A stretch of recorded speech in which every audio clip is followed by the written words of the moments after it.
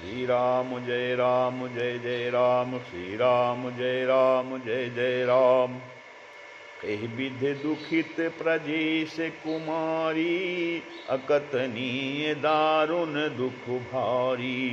बीते संवत सहस 87, तजी समाधि शंभु अविनाशी। राम नाम शिव सुमिरन लागे, जाने सती जगत पति जागे। जाई शंभु पद बदन बंदनु कीन्हा, सन्मुख शंकर आसनु दीन्हा। लगे कहन हरि कथा रसाला, दक्ष प्रजेश भये तेहि काला। देखा विधि विचारी सब लायक, दक्ष ही कीन्ह प्रजापति नायक। बड़ अधिकार दक्ष जब पावा, अति अभिमानु हृदय तब आवा। नहीं को अस जन्मा जग माही, प्रभुता पाई जाहि मद नाही। दक्ष लिए मुनि बोली सब करन लगे बड़ जाग। निवते सादर सकल सुर जे पावत मख भाग। श्री राम जय जय राम। वो दक्ष सुता सती जी इस प्रकार बहुत दुखी थी कि हे सर्वदर्शी प्रभु सुनिए और शीघ्र उपाय कीजिए जिससे मेरा मरण हो और बिना ही परिश्रम या पद त्याग रूपी ऐसा विपत्ति दूर हो जाए। तो इस प्रकार से दक्ष सुता सती जी इस प्रकार बहुत दुखी थी। उनको इतना दारुण दुख था कि जिसका वर्णन नहीं किया जा सकता। 87,000 वर्ष बीत जाने पर बीते संवत 87 तजी समाधि शंभु अविनाशी शिव जी ने अपनी समाधि खोली और राम नाम शिव सिमरन लागे। शिव जी राम नाम का स्मरण करने लगे। तब सती जी ने जाना कि अब जगत के स्वामी शिव जी जागे हैं। जाने सती जगत पद जागे तो उन्होंने जा करके शिव जी के चरणों में प्रणाम किया। शिव जी ने उनको बैठने के लिए सामने आसन दिया। और लगे कहन हर कथा रसाला। शिव जी भगवान हर की रसमयी कथाएं कहने लगे। तो उसी समय दक्ष प्रजापति हुए। दक्ष जो है वो प्रजापति का पद उनको मिल गया। ब्रह्मा जी ने सब प्रकार से योग्य देख समझकर दक्ष को प्रजापतियों का नायक बना दिया। और जब दक्ष ने इतना बड़ा अधिकार पाया तब उनके हृदय में अत्यंत अभिमान आ गया, क्योंकि जगत में ऐसा कोई नहीं है। कोई नहीं अस जग जन्मा जग माही, प्रभुता पाई जाहि मद नाही। कि जिसको प्रभुता पाकर मद ना हो। इस प्रकार दक्ष ने सब मुनियों को बुला लिया और वे बड़ा यज्ञ करने लगे। जो देवता यज्ञ का भाग पाते हैं दक्ष ने उन सब को आदर सहित निमंत्रित किया। किन्नर नाग सिंध गंध सिंध सिद्ध गंधर्वा, बधुन समेत चले सुर सर्वा। विष्णु बिरंची महेशु बिहाई, चले सकल सुर जान बनाई। सती बिलोके व्योम विमाना, जात चले सुंदर विधि नाना। सुर सुंदरी करहि कल गाना, सुनत सवन छूटहि मुनि ध्याना। पूछो तब शिव कहो बखानी, पिता यज्ञ सुनि कछु हर्षानी। जो महेशु मुहि आयसु देहि, कछु दिन जाई रहो मिस एहि। पति परित्याग हृदय दुख भारी, कहाई न निज अपराध विचारी। बोली सती मनोहर बानी, भय संकोच प्रेम रस सानी। पिता भवन उत्सव परमो, जो प्रभु आयसु होय। तो मैं जाऊं कृपायतन, सादर देखन सोय। तो दक्ष का निमंत्रण पा करके किन्नर नाग सिद्ध गंधर्व सब देवता अपनी अपनी स्त्रियों सहित चले। विष्णु ब्रह्मा और महादेव जी को छोड़कर विष्णु बिरंच महेश बिहाई चले, सकल सुर जान बजाई। तो सभी देवता अपना अपना विमान सजाकर चल दिए। सती जी ने देखा कि अनेकों प्रकार के सुंदर विमान आकाश में चले जा रहे हैं। देव सुंदरियां मधुर गान कर रही हैं, जिन्हें सुनकर मुनियों का ध्यान छूट जाता है। सती जी ने विमानों में देवताओं के जाने का कारण पूछा। तब शिव जी ने सब बातें बतलाई।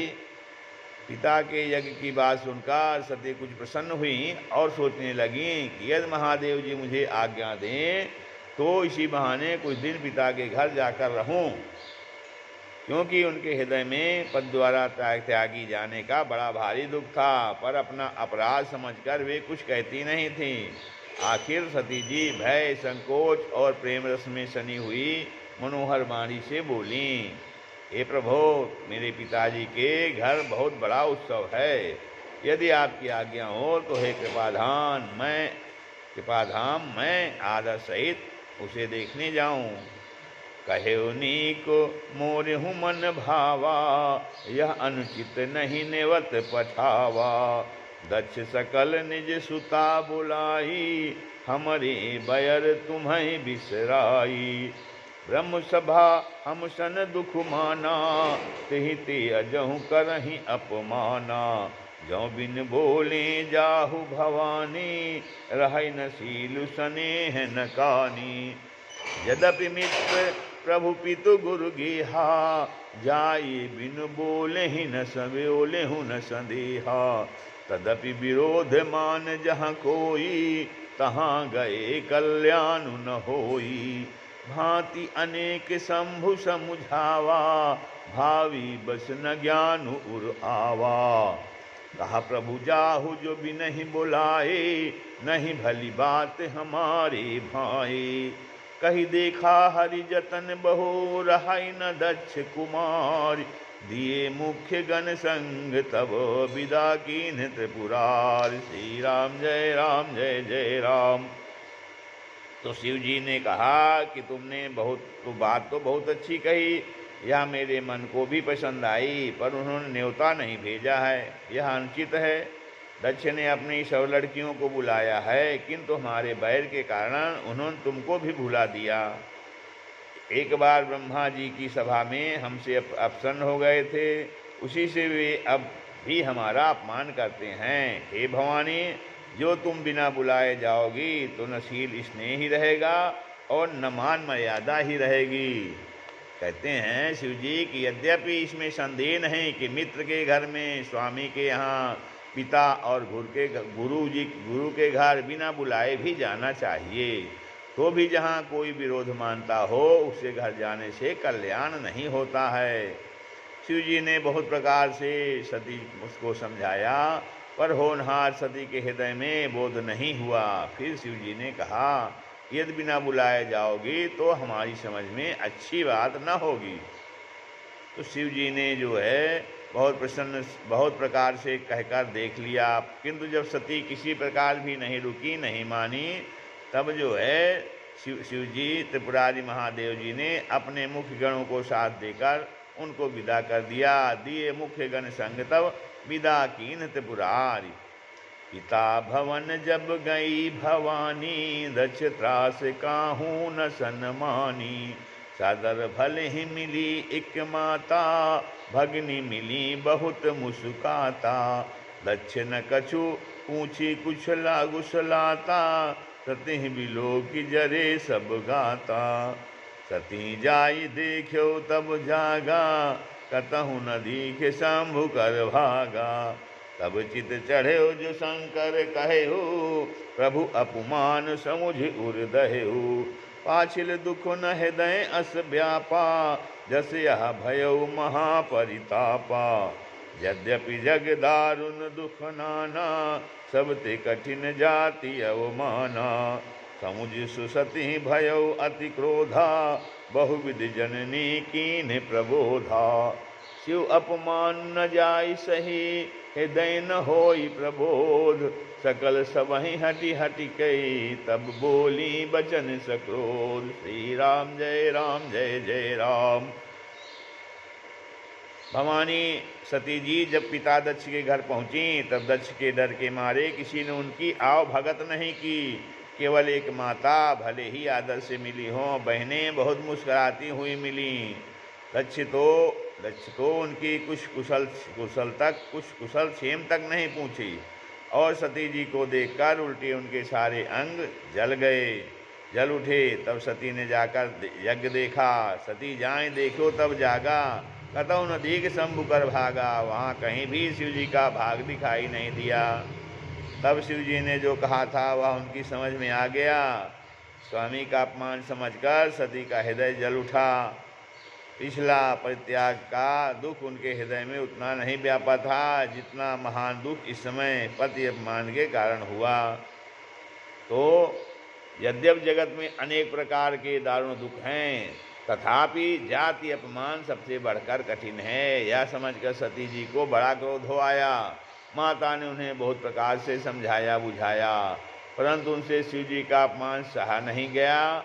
इससे उनके हृदय में कुछ भी प्रबोध नहीं हुआ। तब वे सारी सभा को हठपूर्वक डांटकर क्रोध भरे वचन इस प्रकार बोलती हैं। सुनहु सभासद सकल मुनिंदा, कही सुनी जिन शंकर निंदा।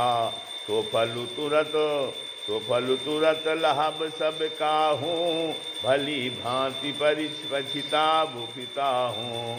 संत शंभु श्रीपति अपवादा, सुनिए जहाँ तहाँ असिमर जादा। काटी तासु जीभ जो बसाई, काटी तासु जीभ जो बसाई। सवन मूंडी नत चलिए पराई, जगदात्मा सहे सुपुरारी। जगत जनक सबके हितकारी, पिता मंदमति निंदत तेहि। पिता मंदमति निंदत तेहि, दक्ष शुक्र संभव यह देहि। तजिह तुरत देह तेहि हेतु, उर्धरि चंद्र मौलि बिख केतु। अस कस गही जोग अगिन तारा, अस कही जोग जगिन तनु जारा। भयो सकल मक हाहाकारा, सती मरन सुनि शंभु गुण। लगे करन मख भीष, यज्ञ विध्वंस बिलोक भृगु। रक्षा कीन्हि मुनीश। तो सती ने कहा कि हे सभासदों और सब मुनीश्वरों सुनो, जिन लोगों ने यहाँ शिव जी की निंदा की या सुनी है, उन सबको उसका फल तुरंत ही मिलेगा। और मेरे पिता दक्ष भी भली भांति पछताएंगे। यहाँ संत शिव जी और लक्ष्मीपति विष्णु भगवान की निंदा सुनी जाए, वहाँ ऐसी मर्यादा है कि यदि अपना बस चले तो उस निंदा वाले की जीभ काट ले, और नहीं तो कानून कर वहाँ से चला जाए।